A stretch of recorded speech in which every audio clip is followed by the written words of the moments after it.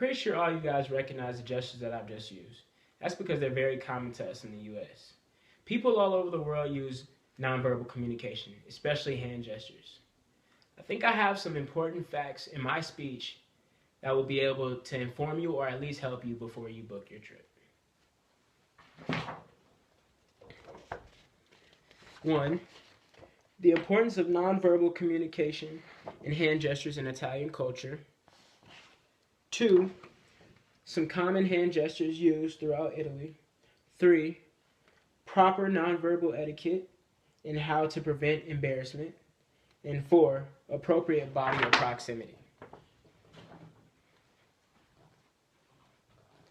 Nonverbal communication in Italy is considered very important, as gestures involving your hands, your shoulders, your body stance, and your facial expression are used frequently throughout conversations and are all part of communicating in Italy. According to To Italians, Gestures Come Naturally, a New York Times article by Donadio. I constructed some interviews with Italian basketball coaches Giuseppe DiPaolo and Pino Luciano, and also international basketball recruiter Daniel Prince. According to these men who have worked and traveled throughout Italy, Italians are actually often more likely to believe your message based off your gestures more than your words. Like dialects, hand gestures are vary in different regions of the country and have completely different meanings. Now I'll show you some of the hand gestures often used in Italy. Stop. That's enough.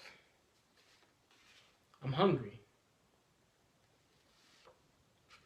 Fantastic. No way. Perfect. Now that I've demonstrated some of the hand gestures, let's move on to some of the greetings. Coach DiPaolo and Coach Luciano have stated that in Italian culture, first impressions are everything. Anything and everything. Now, with first impressions, you must know how to greet an individual without coming off as offensive or sending the wrong message. All the greetings are based on levels.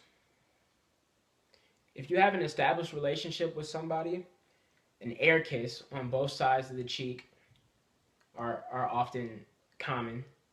You never offer your cheek. You always wait for the other individual to offer theirs.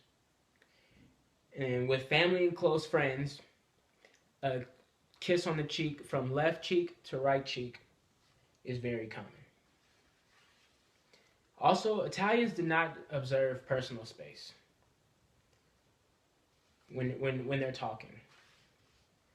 So if you move away from one individual in Italy while you're talking to them, it can come off as offensive or just cold or unfriendly. You shouldn't expect to be completely prepared to take on Italian culture based off a 4-minute informative speech. But hopefully I gave you some insight on Italian culture,